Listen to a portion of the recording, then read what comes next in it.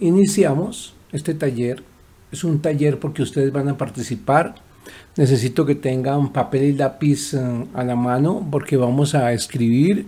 La idea fundamental de este taller es conocer. Toda la primera parte es conocer nuestras heridas, poder entender por qué tenemos dolor, miedo, tristeza, depresión, qué es lo que hay en el fondo de nuestros problemas, por qué nos va mal en la vida, tenemos dificultades con las parejas, por qué estamos fracasando en la parte económica, por qué no recibimos el dinero correspondiente, por qué no tenemos un trabajo bello que nos haga felices. Todo está relacionado con heridas emocionales de la infancia. La primera tarea es conocer esas heridas. Y ya van a ver el modelo que vamos a trabajar y que vamos a descubrir de 3 heridas fundamentales en nuestra vida. Vamos a utilizar el inventario de heridas emocionales. Algunos lo conocen, pero vamos a poder entender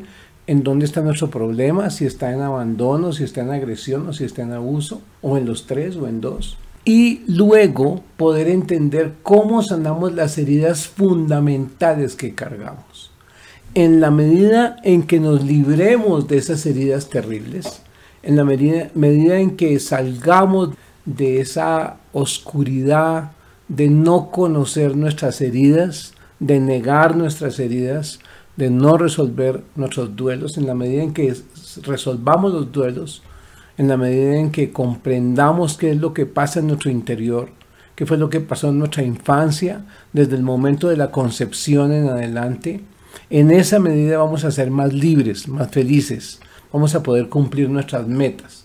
Y aquí vamos a salir con un buen proyecto, con claridad en la misión de la vida, claridad en las heridas, y vamos a iniciar un proceso precioso para resolver esas heridas. Las 3 heridas: abandono, agresión y abuso sexual. Son las 3 heridas claves que definen cada una para dónde vamos en la vida y qué es lo que nos está pasando, qué problemas tenemos. Esa es como una pequeña introducción. Ahora voy a continuar contando todo este proceso. Todos los ejercicios que vamos a hacer acá son personales y privados. Es decir, lo pueden hacer en una hoja de Word o en una hoja de papel y lápiz, pero no los vamos a compartir porque yo necesito que cada una haga su proceso personal. En otras palabras, vamos a hacer muchísimos cuestionamientos, vamos a movernos por dentro. Y eso implica hacerlo de una manera personal y privada. En otras palabras, yo no quiero hacer aquí una terapia de grupo, quiero hacer un proceso individual, muy profundo, muy sincero, donde te tienes que sentir tranquila de que nadie va a intervenir en lo que tú piensas ni nadie lo va a conocer. Si alguien voluntariamente quiere compartirlo, lo puede hacer, pero no es necesario. Bien, empecemos entonces con las 3 heridas fundamentales. De la investigación que yo he hecho, analizando más de 2.000 personas que han respondido el inventario de heridas emocionales, hice un análisis factorial para poder entender cómo se agrupaban todas estas heridas de los seres humanos. Y aparecen 3 grandes heridas que nosotros en un momento vamos a conocer y vamos a entender. Vamos a saber qué es lo que nos aqueja, cuáles son las heridas que nosotros tenemos. Y aquellas personas que trabajan como psicólogas, que trabajan como orientadoras, van a poder construir una buena visión de sus pacientes o de sus asesorados. Entonces este es, por así decirlo, un punto fundamental, comprender que hay 3 grandes heridas y aceptar en mí esas 3 grandes heridas. Es posible que tenga una muy fuerte y otras muy bajas, o es posible que tenga las 3. No importa que tenga las 3. Primera herida se llama abandono. El abandono es la pérdida de apoyo afectivo, la pérdida del afecto. Entre más atrás el abandono, una mamá embarazada que abandona a su bebé en el vientre, es decir, que no se relaciona con él, que no le habla, que no se toca la barriga, que no lo mira, indudablemente va a crearle un vacío. Y ese dolor de abandono termina siendo una creencia de que lo que no vale se abandona. Si yo les regalo a ustedes un bolígrafo, un esferógrafo de 50 centavos de dólar o de 10 centavos de dólar y ustedes lo botan, pues no sufren porque lo que no vale se puede abandonar. El niño abandonado tiene una creencia profunda y es que no vale nada. ¿Ok? Ese es el mensaje profundo que hay. Yo no valgo nada. Y si no valgo nada, me puedo regalar, me puedo entregar, tengo que mendigar afecto, etc. Es decir, vamos a ver como resultado del abandono hay una serie de conductas tip en los niños y niñas abandonados y en los adultos que de niños han sido abandonados. El abandono físico es la pérdida o la ausencia de los papás. Y cuando hablamos aquí de los padres o de cualquier persona, no hablamos como jueces, es decir, nosotros no somos jueces de estas personas. Yo no soy juez de tu papá ni de tu mamá, ni tú aquí vas a hablar con ellos como si fuera un juez. Simplemente vas a mirar hechos y datos y a tomar decisiones, pero no te preocupes, tú no eres juez.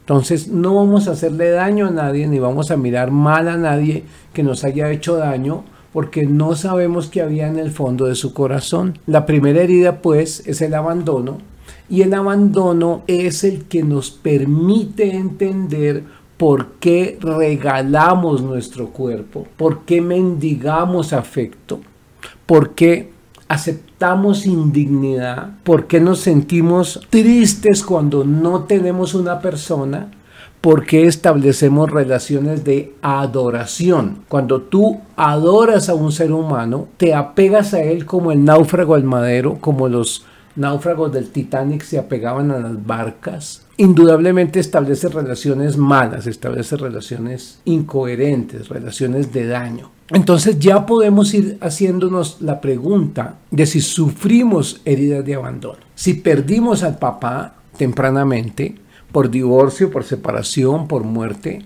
o si perdimos a la mamá. Y el abandono psicológico es que aunque la persona está físicamente presente, hay un dolor profundo de separación. O sea, la persona no es amorosa, no nos da amor. Entonces la idea del abandono es la falta de amor en los primeros días. Esa falta de amor en los primeros días marca nuestra vida y nos hace que estemos todo el tiempo mendigando amor, clamando por amor.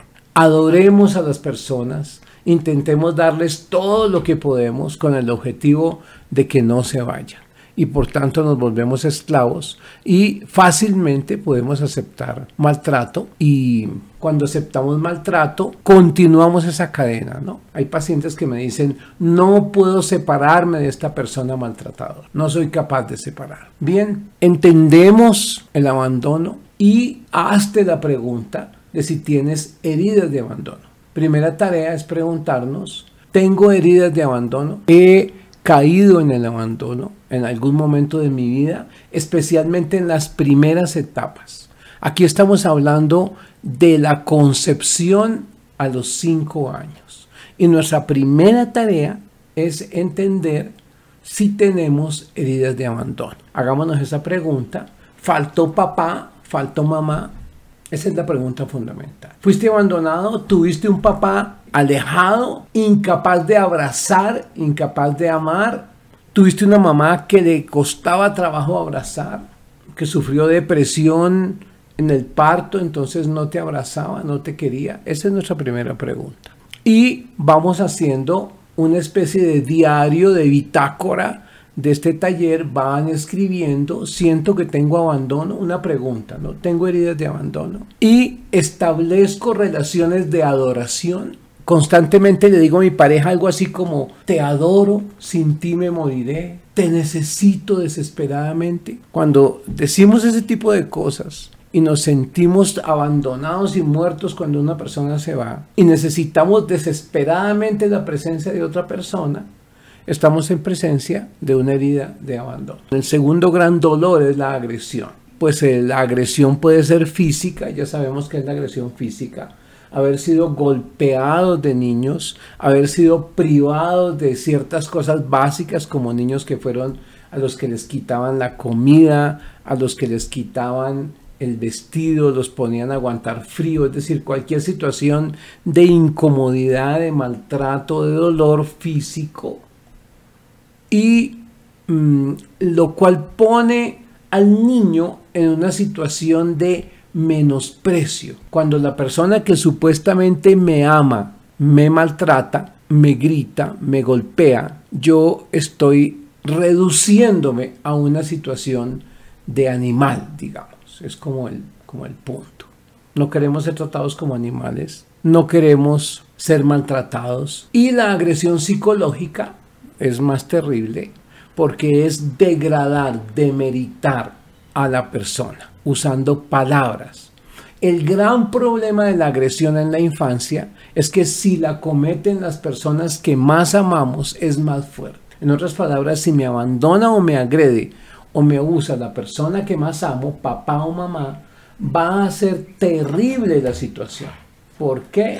Porque es más significativo entre más vínculo haya. Si papá o mamá te agredieron, te golpearon, te insultaron una sola vez, eso puede ser tremendo. Y hay niños que recuerdan ya de adultos, 20, 30 años después, las palabras maltratadoras de sus padres. Palabras denigrantes, palabras bruscas, palabras fuertes que crean creencias, que generan creencias en los niños. Y hay dos caminos para la agresión, hay dos maneras de resolver negativamente la agresión. En otras palabras, hay dos salidas.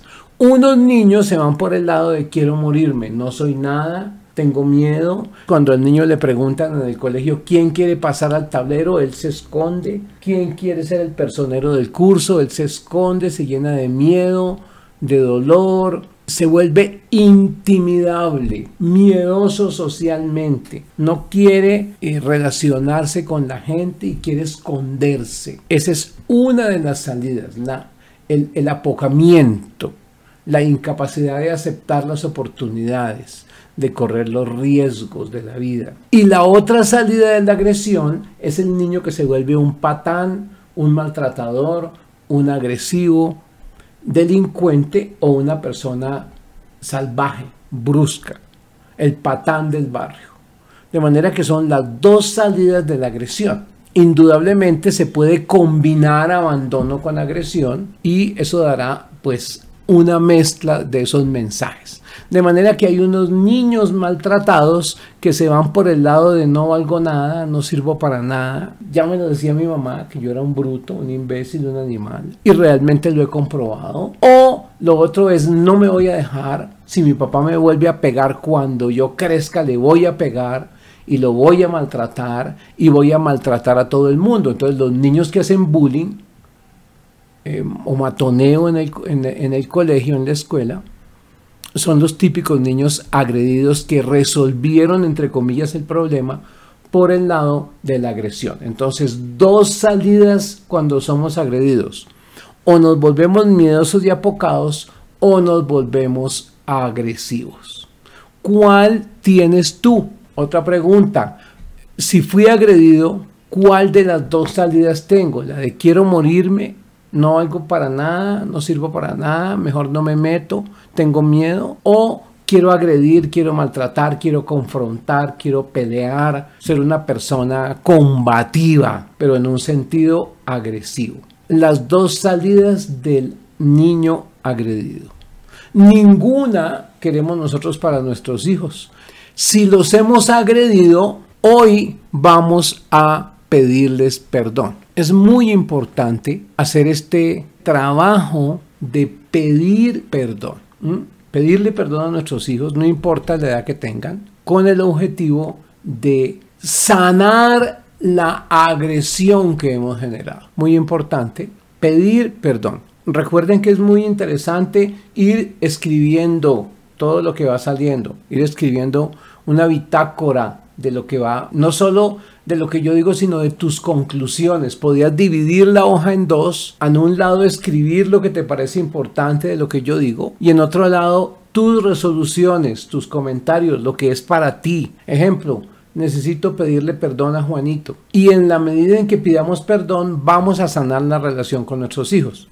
Cuando yo cumplí 50 años, me reuní en la fiesta, en la reunión familiar de mi cumpleaños y tenía ya preparado que iba a pedirle a cada hijo perdón. Y fue muy importante a cada uno decirle por qué le pedía perdón, pedirle perdón, solicitar que me perdonara.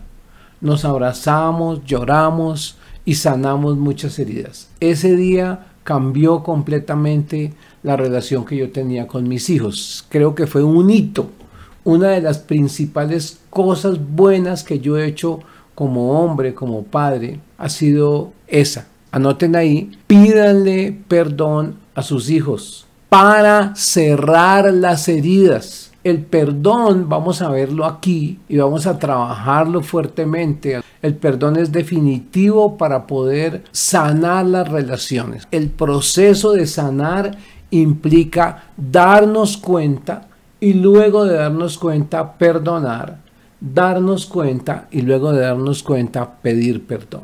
Perdonar y pedir perdón son las herramientas básicas de la sanación. El perdón es una forma de amor, es decir, no es una terapia, es una manera de amar. De manera que cuando tú estás amando a través del perdón, vas a creer en el amor, vas a crear amor y vas a hacer una mejor relación. Ya tenemos una primera tarea que es preguntarnos a quién le hemos hecho daño y pedir perdón. Específicamente, hoy empezamos con nuestros hijos para hacer los cierres.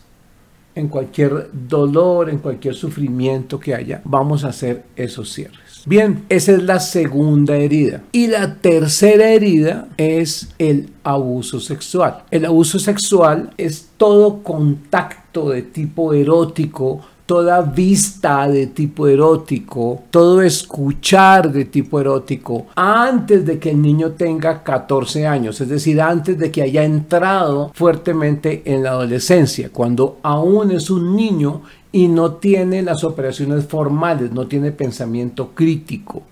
Y el abuso sexual implica un tipo de contacto o de información sexual sin amor. El gran daño que hace el abuso sexual es separar sexo y amor. Por eso tenemos personas abusadas que rehuyen al contacto erótico y tenemos personas abusadas que desenfrenadamente buscan contacto erótico sin amor. Ese es el dolor que ocasiona el abuso sexual. La promiscuidad necesariamente tiene una relación con abuso sexual. Cuando el niño ha sido abusado sexualmente, rompe la unidad entre sexo, amor y vida. Un punto clave del abuso sexual, lo que yo he encontrado en mis pacientes en el abuso sexual, es la ruptura entre sexo, amor y vida. Y si nosotros fuimos abusados sexualmente, tenemos que mirar cómo sanamos esa herida y esa es una de nuestras tareas. Si fuiste manoseada de niña, estamos hablando del nacimiento a los 14 años, en esa edad hay un dolor terrible. Si hubo abuso después de los 14, no tiene nada de raro que haya habido abuso también anterior.